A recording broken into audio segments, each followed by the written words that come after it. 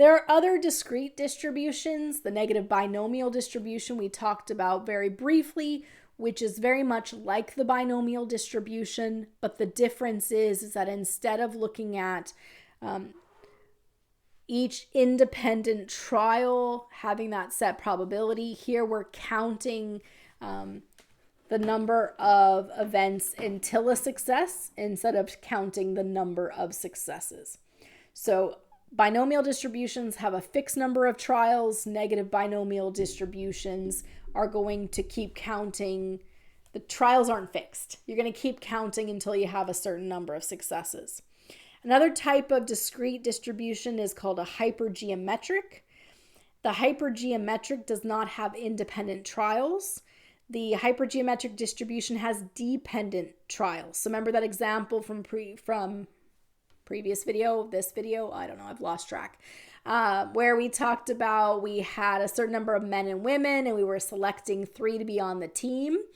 Well, in that case, the probabilities kept changing because if you selected a woman to be on the team, then the pool you're pulling from had less women in it, and so the probability would change. So that would be a hypergeometric distribution. So negative binomial, we keep going until we have a certain number of successes. So the number of trials is not fixed. Hypergeometric, it's not independent. So you can see as we release some of these assumptions, we tweak one part of it, we get a different distribution.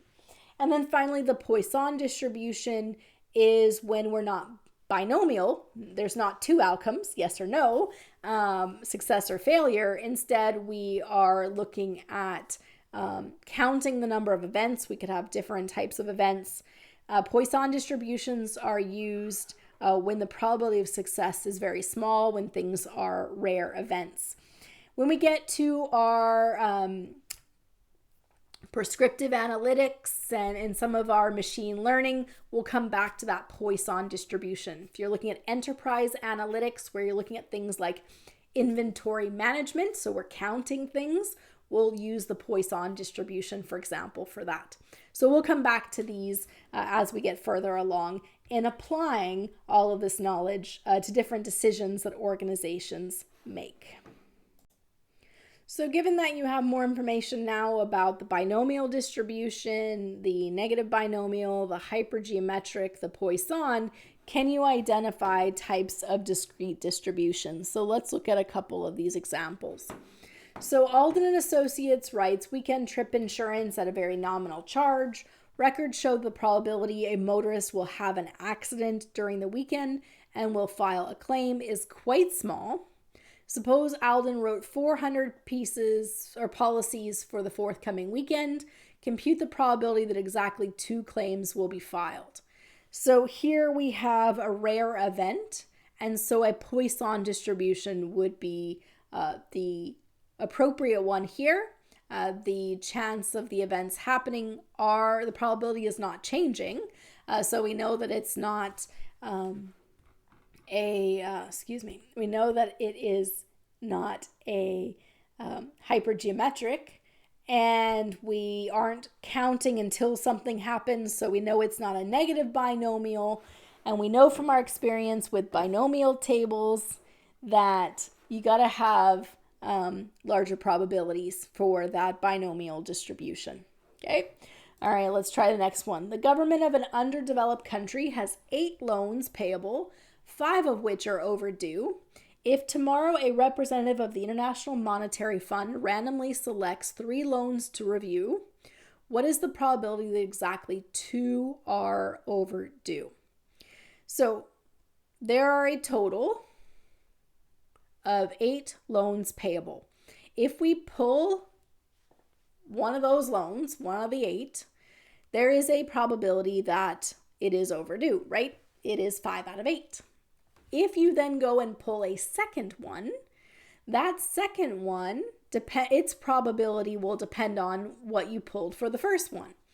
Because if you pulled from the group that are overdue, there is now 1 less overdue, so now we're 4 out of 7, choosing in that second one. And if you didn't choose overdue that first time, then we're 5 out of 7. So the probability isn't staying the same. which means we have what type of distribution? We have a hypergeometric. All right, what about this one? 10% of truck drivers are women. Suppose 10 truck drivers are randomly selected to be interviewed about the quality of working conditions. What is the probability that none of the drivers will be women? We have a probability, 10%. We are going to pull 10 truck drivers at random, and we want to know what the probability is that X is equal to 0. So in this case, there are a fixed number of trials, 10. The probability is the same for everyone, 10%. So here we have a binomial distribution. Bob is a high school basketball player. He is a 70% free throw shooter. That means his probability of making a is 70%. During the season, what is the probability that Bob makes his third free throw on his fifth shot? So we want to look at the fifth shot. What's the probability that we are at 3? So if the probability is not changing, and that makes his third free throw on his fifth shot. So here the question is, if we're trying to see when the third one happens, then we have a negative binomial. So we keep going until the third free throw, third successful one.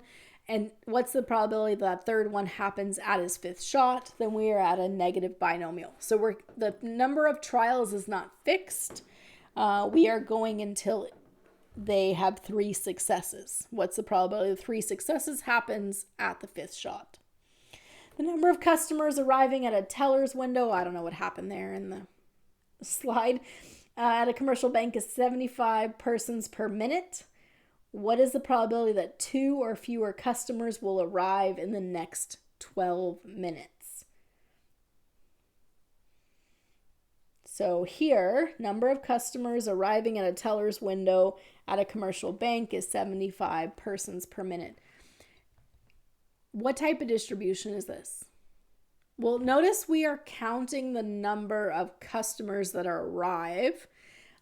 We don't actually have here a success failure, right? So we're simply counting the number of occurrences, not counting and looking at the percentage of successes. And so this would be a Poisson distribution, not a binomial distribution. All right, what are we on the last one here? There are 50 people in the assembly department. 40 of the employees belong to a union, 10 do not. 5 employees are selected at random to form a committee. What is the probability that 4 of the 5 people selected for the committee are in a union? So union, not non-union. So we have the 2 possible outcomes, success, failure. We're selecting for committee. Are they independent selections? Well, if there are 50 people and 10 of them are not in a union, when we select the first person, the chances of them being in a union is 40 out of 50. But once we've selected one person, then the next trial depends on who we selected to the first person. And so that's going to make this a hypergeometric distribution.